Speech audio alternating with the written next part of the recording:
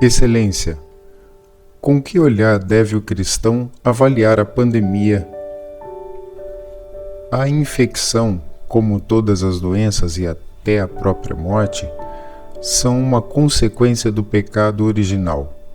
A culpa de Adão, cabeça da humanidade, privou-o, a ele e aos seus descendentes, não apenas da graça, mas também de todos os dons que Deus lhe tinha dado na criação. A partir desse momento, a doença e a morte entraram no mundo, qual punição por ter desobedecido a Deus. A redenção anunciada no proto-evangelho, Gênesis capítulo 3, profetiza no Antigo Testamento a concretizada com a encarnação, a paixão, a morte e a ressurreição de Nosso Senhor, que redimiu da condenação eterna a Adão e a sua descendência, mas permitiu que as suas consequências permanecessem como marca da antiga queda e fossem definitivamente readmitidas apenas à ressurreição da carne, que professamos no credo, e que ocorrerá antes do juízo final.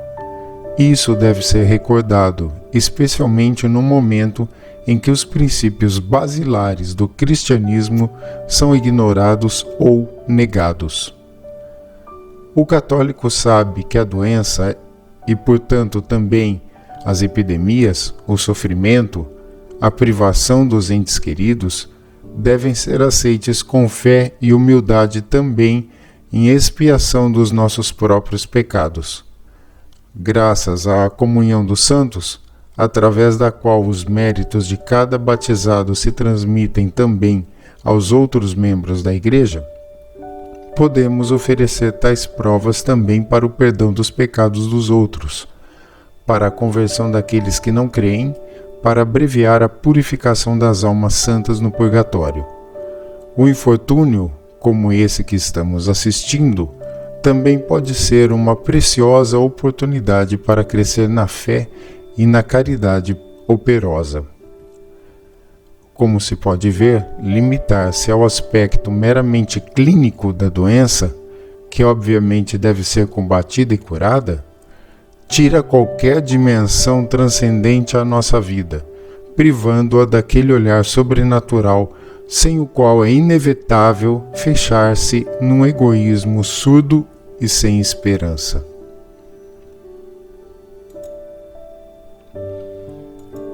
Pergunta: alguns membros da hierarquia e sacerdotes afirmaram que Deus não pune e que considerar essa infecção como um flagelo é uma ideia pagã.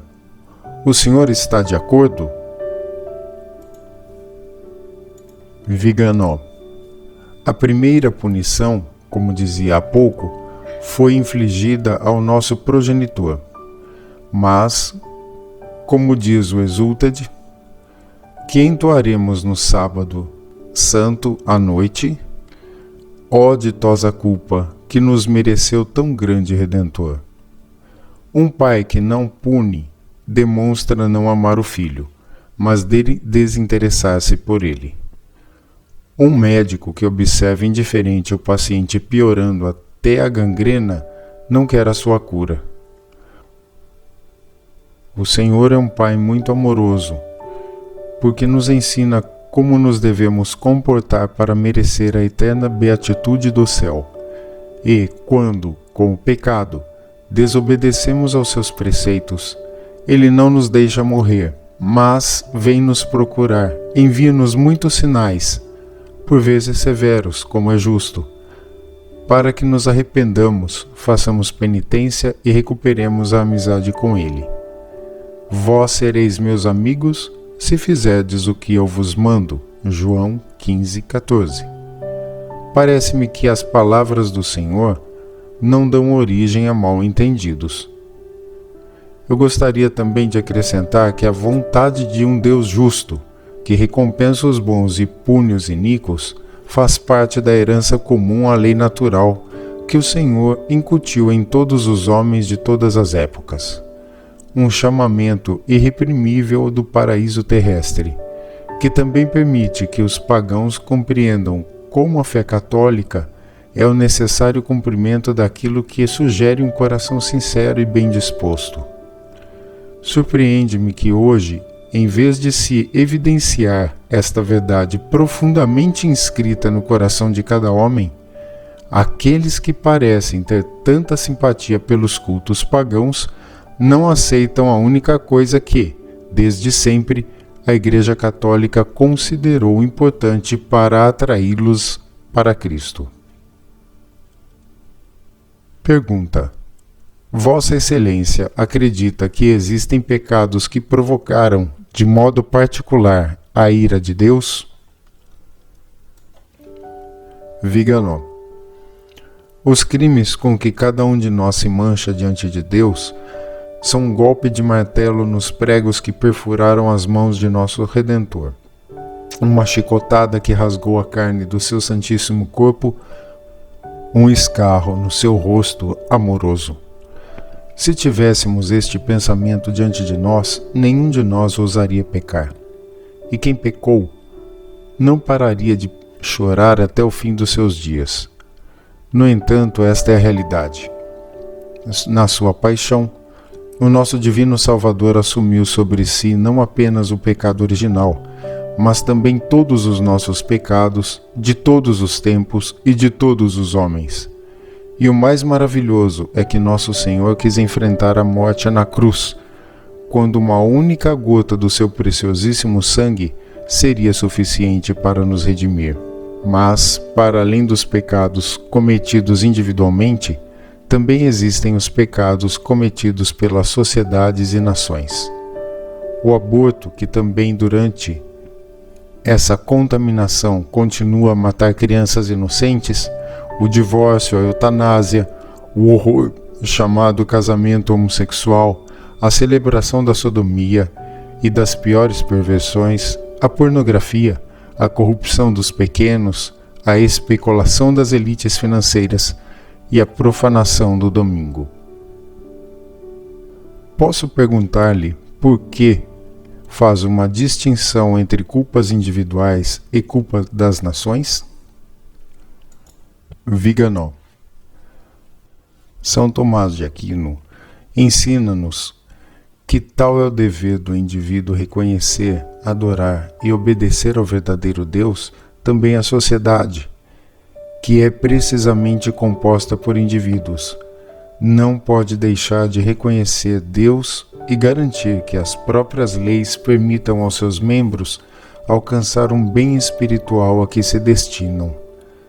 Nações que não apenas ignoram a Deus, mas que o negam abertamente, que exigem que os seus súditos aceitem leis contrárias à moral natural e à fé católica, como o reconhecimento dos direitos ao aborto, à eutanásia e à sodomia, que se esforçam pela corrupção das crianças, profanando a sua inocência, que permitem o direito a blasfemar contra a divina majestade, não podem considerar-se isentas de punição de Deus.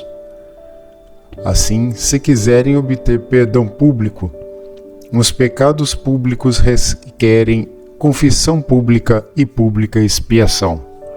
Não esqueçamos que a comunidade eclesial, também enquanto sociedade, onde seus líderes sejam responsáveis por ofensas coletivas, não está isenta das punições celestiais.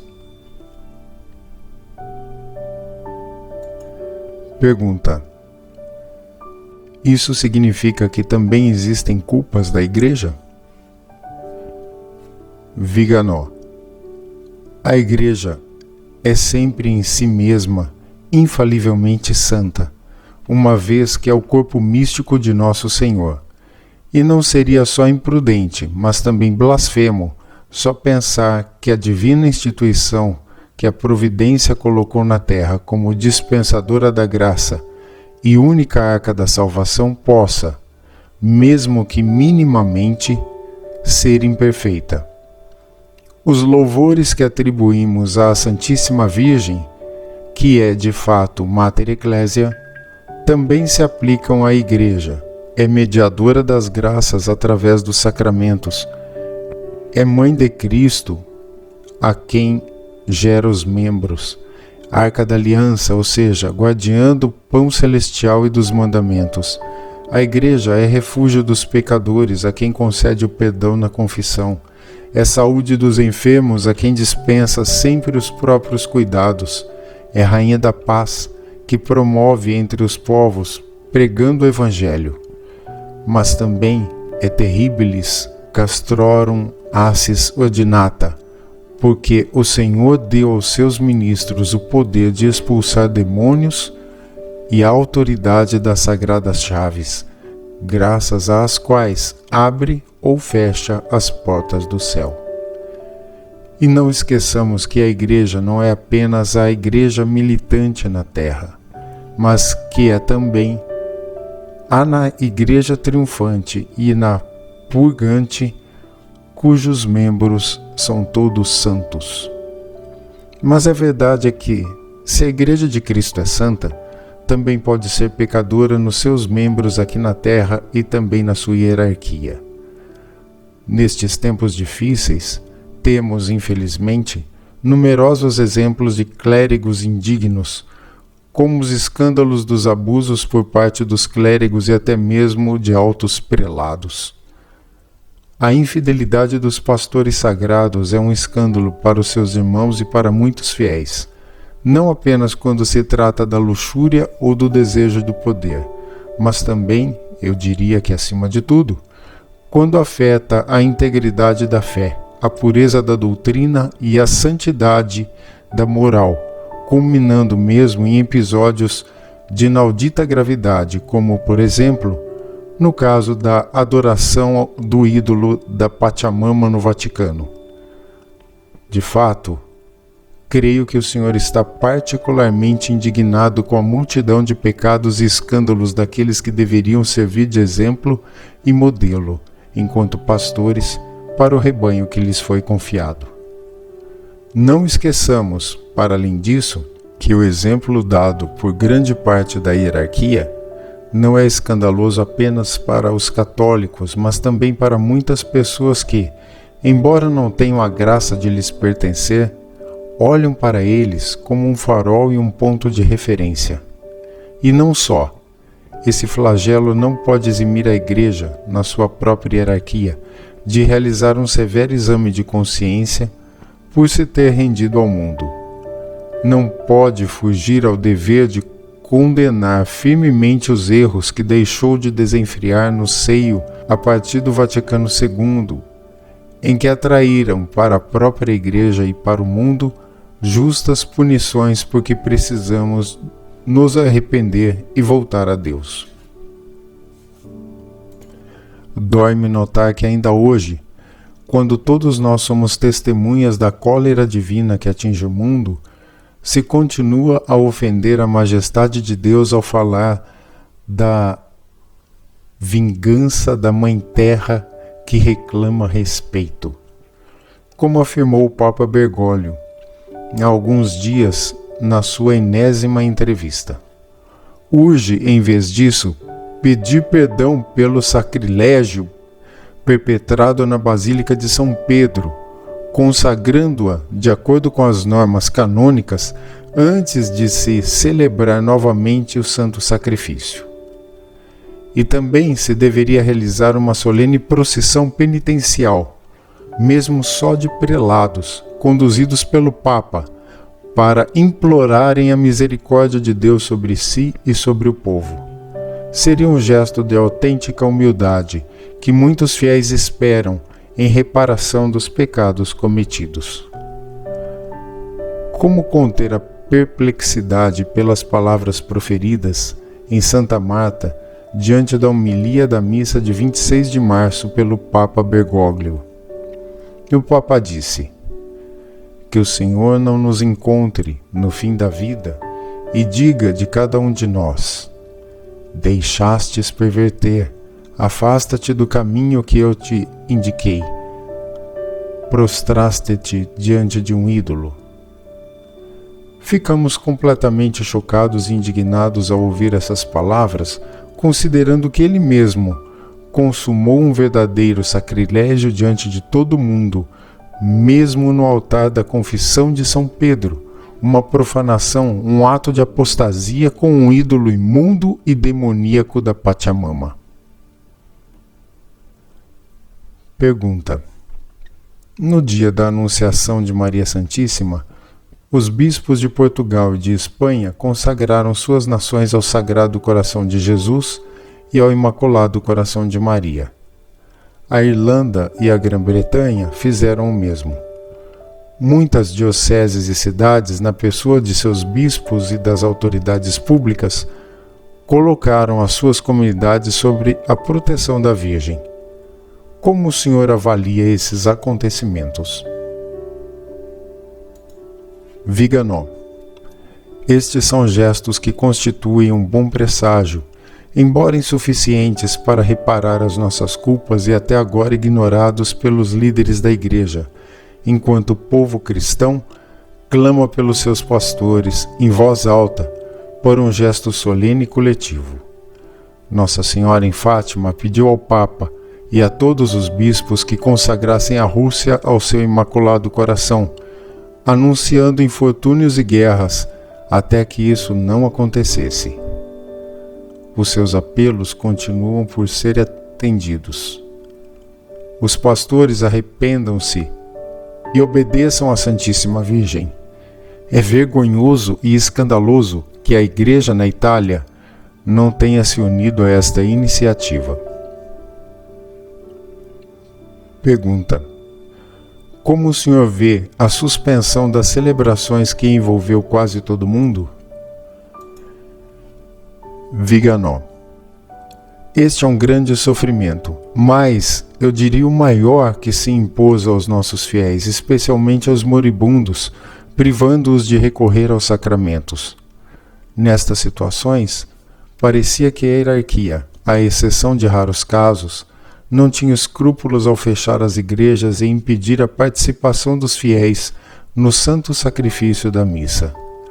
Mas esta atitude de burocratas frios, executores da vontade do príncipe, agora é compreendida pela maioria dos fiéis como um inquietante sinal da falta de fé. E como podemos culpá-los? Eu me questiono, e tremo ao dizê-lo, que o encerramento das igrejas e a suspensão das celebrações não é uma punição que Deus acrescentou a essa infecção, a fim de que compreendessem que por onde cada um peca, por aí será atormentado. Ofendido pela negligência e desrespeito de tantos de seus ministros, ultrajado pelas profanações do Santíssimo Sacramento que se perpetuam diariamente com o sacrílego ato de administrar a comunhão na mão, cansado de suportar canções vulgares e sermões heréticos, o Senhor ainda hoje se compraz, no silêncio de muitos altares, em ouvir ser-lhe elevado ao louvor austero e composto de tantos sacerdotes que celebram a missa de sempre, aquela missa que remonta aos tempos apostólicos e que ao longo da história representa o coração palpitante da Igreja. Levemos muito a sério esse aviso. Compreendo e partilho evidentemente o devido respeito pelos princípios básicos de proteção e segurança que a autoridade civil estabelece para a ordem pública. Mas, assim como esta tem o direito de intervir em questões concernentes ao corpo, a autoridade eclesiástica tem o direito e o dever de se ocupar com a saúde das almas e não pode privar os seus fiéis do nutrimento da Santíssima Eucaristia, nem tampouco da confissão, da missa e do sagrado viático. No entanto, quando as lojas e os restaurantes ainda estavam abertos, muitas conferências episcopais já tinham ordenado a suspensão das celebrações sem que as autoridades civis o tivessem solicitado. Esta atitude revela a dolorosa situação em que se encontra a hierarquia, disposta a sacrificar o bem das almas para agradar o poder do Estado ou a ditadura do pensamento único. pergunta: a propósito de restaurantes abertos, como é que o senhor vê os almoços para os pobres que foram realizados nos últimos meses em locais de culto? Viganó: para o católico, a assistência aos necessitados tem o próprio motor na virtude da caridade, isto é, no próprio Deus. Deus caritas est. Ele ama o Senhor acima de todas as coisas e o próximo como a si mesmo, porque nos permite, de acordo com as bem-aventuranças evangélicas, ver Cristo no pobre, no enfermo, no preso, no órfão. A Igreja sempre foi, desde o início, um brilhante exemplo nesse sentido, a ponto de os próprios pagãos se sentirem edificados. A história atesta as impressionantes obras de assistência estabelecidas graças à munificência de seus fiéis, mesmo em tempos de aberta hostilidade do Estado, que apreendeu os bens e fundações pelo ódio que a maçonaria tinha em relação a um testemunho tão claro dos católicos. A atenção aos pobres e marginalizados, portanto, não é nova no novo caminho bergoliano, apanágio das organizações ideologicamente alinhadas. Mas é significativo que a ênfase em ajudar os pobres se revele não apenas privada de qualquer referência sobrenatural, mas que se limite às obras de misericórdia corporal, evitando meticulosamente as de misericórdia espiritual. E não só.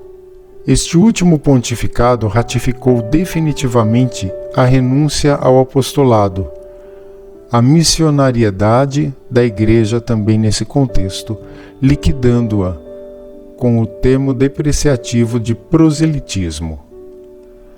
Pensa-se em oferecer alimentos, hospitalidade e assistência médica, mas não nos preocupamos em alimentar, acolher e curar a alma àqueles que precisam, reduzindo assim a Igreja a uma ONG, organização não governamental, com propósitos filantrópicos. Mas a caridade não é uma variação da filantropia de inspiração maçônica, apenas encoberta por uma vaga espiritualidade, mas o seu exato oposto, porque a solidariedade hoje praticada nega que exista apenas uma religião verdadeira e que a sua mensagem salvadora deva, portanto, ser pregada àqueles que ainda não fazem parte dela. E não só. Devido aos desvios que entraram na Igreja com o concílio em matéria de liberdade religiosa e ecumenismo, os órgãos de assistência social acabam por confirmar as pessoas que lhes foram confiadas no erro do paganismo e do ateísmo, chegando ao ponto de oferecer locais de culto onde possam rezar. Também vimos casos deploráveis de missas durante as quais, a pedido do sacerdote, em vez do Evangelho, foi proclamado o Alcorão, ou, para retomar casos recentes, foi dada a oportunidade de praticar rituais idólatras numa igreja católica.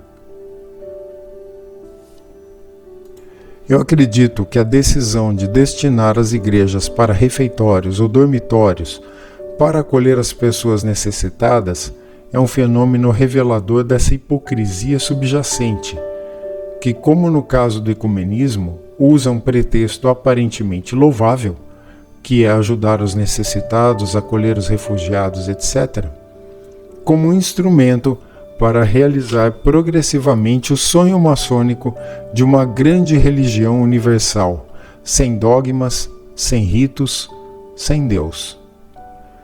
Usar uma igreja como taberna, na presença de prelados satisfeitos, que se servem pizzas ou costeletas com roupas e avental riscados, significa profaná-la, especialmente quando os que sorriem para os fotógrafos tomam cuidado para não abrir as portas do palácio episcopal àqueles que, no fundo, consideram úteis para a prossecução de outros propósitos. Regressando ao que disse anteriormente, parece-me que mesmo esses sacrilégios estão na origem da pandemia e no encerramento das igrejas. Parece-me também que com muita frequência se tenta fazer um espetáculo com a pobreza ou o estado de necessidade de tantas pessoas infelizes, como no caso dos desembarques dos imigrantes ilegais transportados por organizações de verdadeiros esclavagistas, com o único objetivo de pôr em movimento a indústria da hospitalidade, por trás da qual se escondem não apenas mesquinhos interesses econômicos, mas também uma não confessada cumplicidade com aqueles que querem a destruição da Europa cristã, a começar pela Itália. Pergunta: em alguns casos, por exemplo na Itália, em Cerveteri, as forças policiais interromperam a celebração de uma missa. Como se coloca a autoridade eclesiástica diante destes episódios? Viganò: o caso de Cerveteri foi provavelmente um excesso de zelo por parte de 2 policiais municipais, certamente estressados pelo clima alarmante que surgiu no início da epidemia.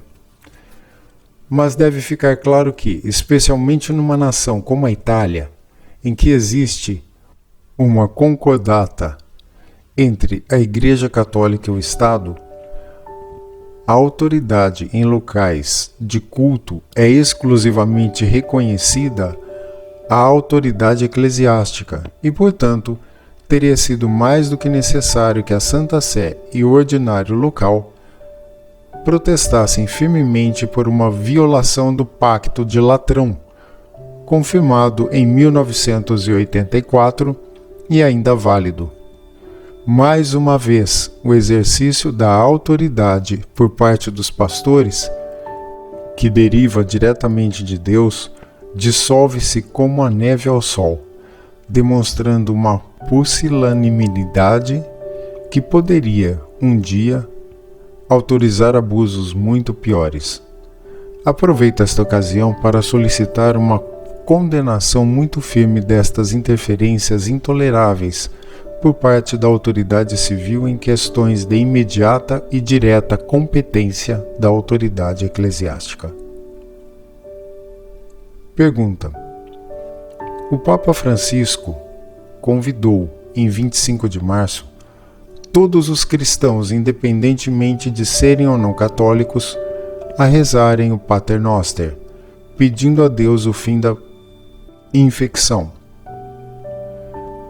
E deu a entender que mesmo aqueles que professam outras religiões poderiam unir-se à sua oração.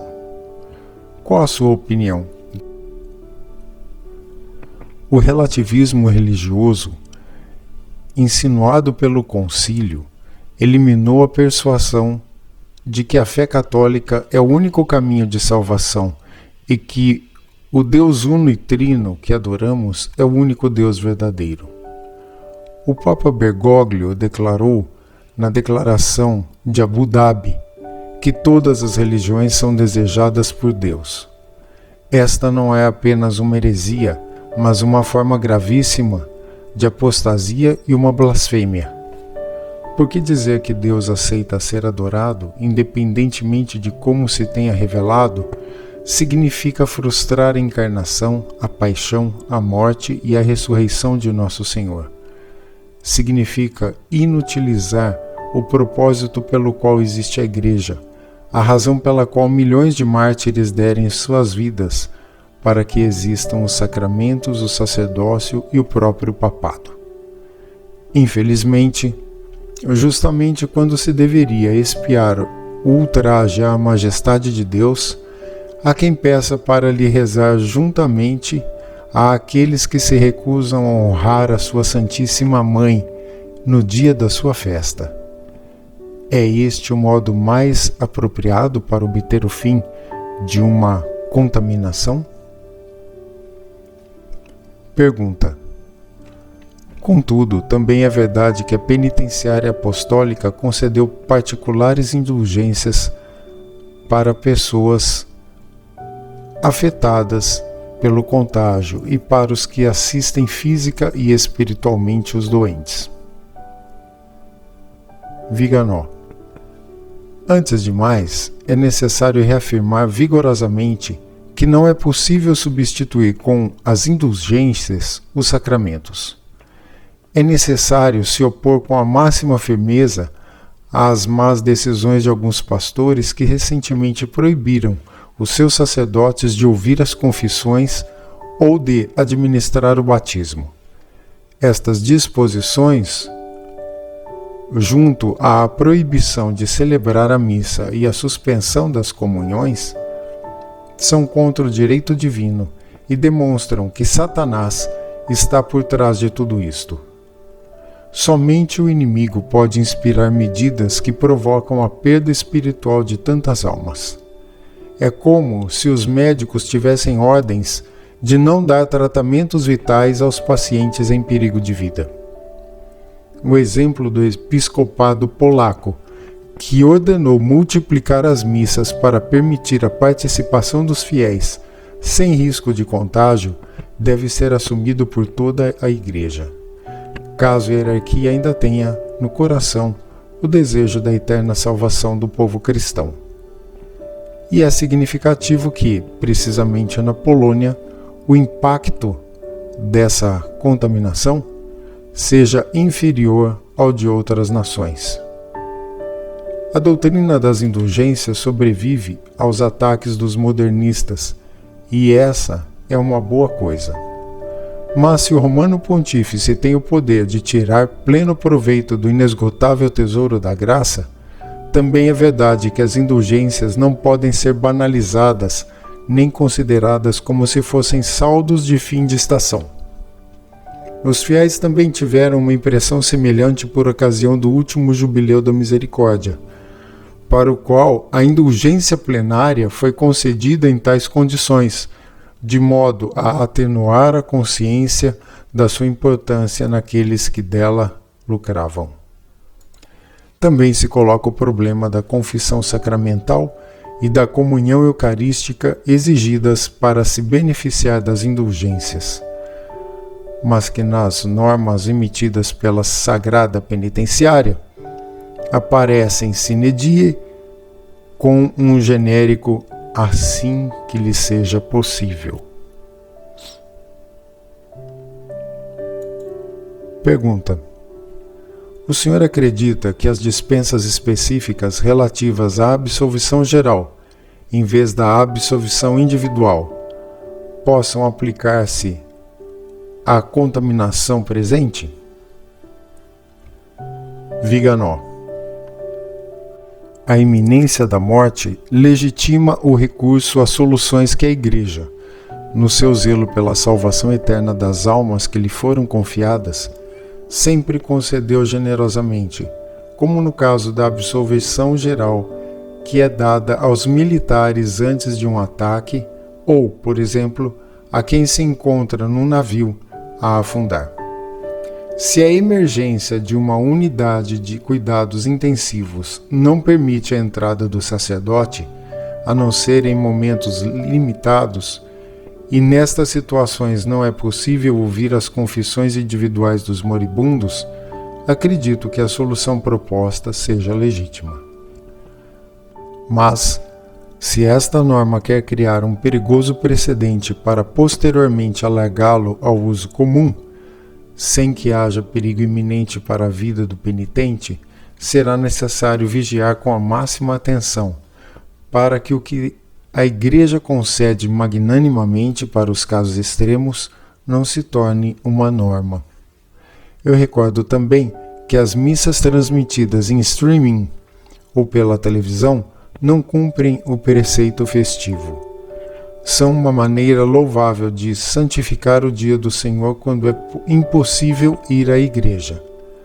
Mas deve ficar claro que a prática sacramental não pode ser substituída pela virtualização do sagrado, assim como é evidente que na ordem natural não se pode nutrir o corpo observando a imagem de um alimento. Pergunta: qual é a mensagem de Vossa Excelência para aqueles que hoje têm a responsabilidade de defender e guiar o rebanho de Cristo? Viganò: é indispensável e inadiável uma real conversão do Papa, da hierarquia, dos bispos e de todo o clero, bem como dos religiosos. Os leigos reivindicam-na enquanto sofrem à mercê da confusão pela falta de guias fiéis e seguros. Não podemos permitir que o rebanho que o indivíduo pastor nos confiou para governar, proteger e conduzir à salvação eterna, seja dispersado por mercenários infiéis. Devemos converter-nos, voltar a ser totalmente de Deus, sem compromissos com o mundo. Os bispos devem recuperar a consciência da própria autoridade apostólica, o que é pessoal. Não pode ser delegada a sujeitos intermediários, como as conferências episcopais ou aos sínodos, que distorceram o exercício do ministério apostólico, causando grandes e graves danos à constituição divina da Igreja, como Cristo a quis. Basta de caminhos sinodais, basta de uma incompreendida colegialidade, basta deste absurdo sentido de inferioridade e cortesia em relação ao mundo, basta do uso hipócrita do diálogo em vez do intrépido anúncio do Evangelho. Basta de ensinamentos de falsas doutrinas e do medo de pregar a pureza e a santidade de vida. Basta dos terríveis silêncios diante da arrogância do mal. Chega de cobertura de ignóbeis escândalos. Chega de mentiras. Chega de decepções e de vinganças. A vida cristã é uma milícia, não um passeio despreocupado em direção ao abismo. A cada um de nós, em virtude da ordem sagrada que recebemos, Cristo pede contas das almas que salvamos e das que perdemos, por não termos avisado e ajudado. Voltemos à integridade da fé, à santidade dos costumes, ao verdadeiro culto agradável a Deus. Conversão e penitência, portanto, como nos exorta a Santíssima Virgem, Mãe da Igreja. A ela, tabernáculo do Altíssimo, peçamos que inspire nos pastores esse ímpeto heróico pela salvação da Igreja e pelo triunfo do seu imaculado coração. Primeiro domingo da Paixão de 2020.